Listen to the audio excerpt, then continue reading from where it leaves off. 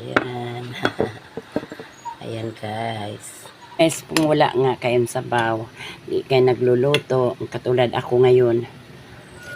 Hindi ko nagluluto kasi wala akong, may ulam pa ako kagabi. Kasi tatlong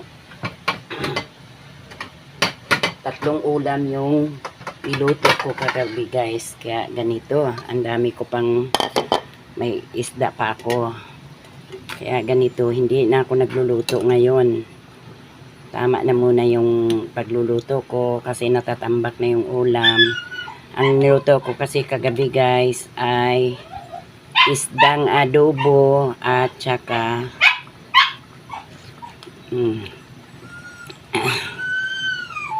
adobong isda. Ano pa yun?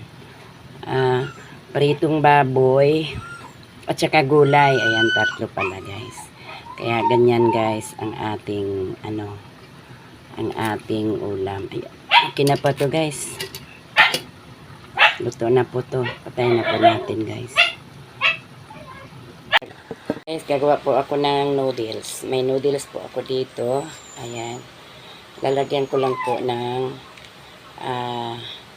itong carrots. Ayan.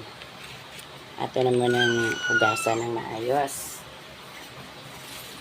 Ayan. Tapos, atin lang pong ganunin guys. Isama natin sa noodles.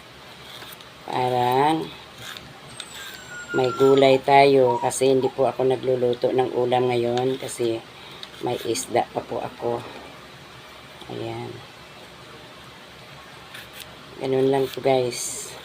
Ang ating ihalo doon. Kasi naubusan po ako ng mixed vegetable.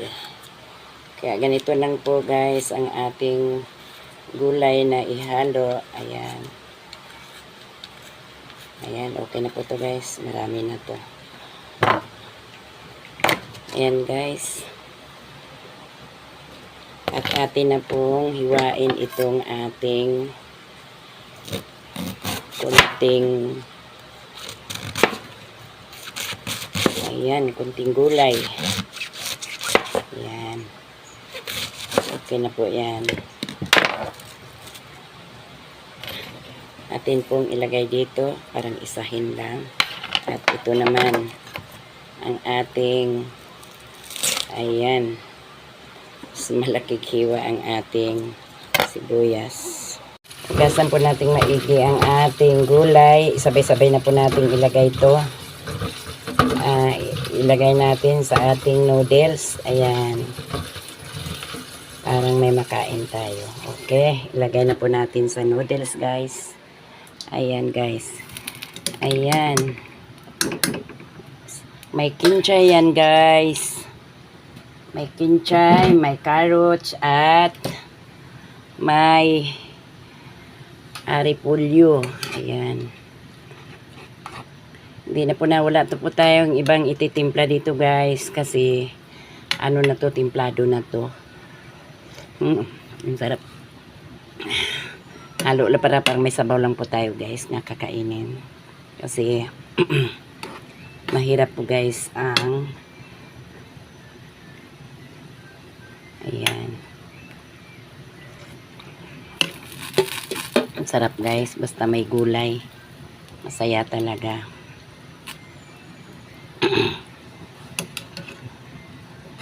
Ayan guys. Kunting kulo lang po to guys. Okay na po to. Atin na po tong kakainin. Para-paraan lang po guys. Kung wala nga kayong sabaw. Hindi kayo nagluluto. Katulad ako ngayon.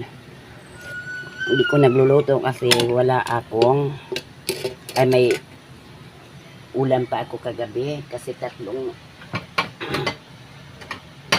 tatlong ulam yung iluto ko kagabi guys. Kaya ganito. Ang dami ko pang, may isda pa ako. Kaya ganito. Hindi na ako nagluluto ngayon. Tama na muna yung pagluluto ko. Kasi natatambak na yung ulam. Ang niluto ko kasi kagabi guys ay isdang adobo at saka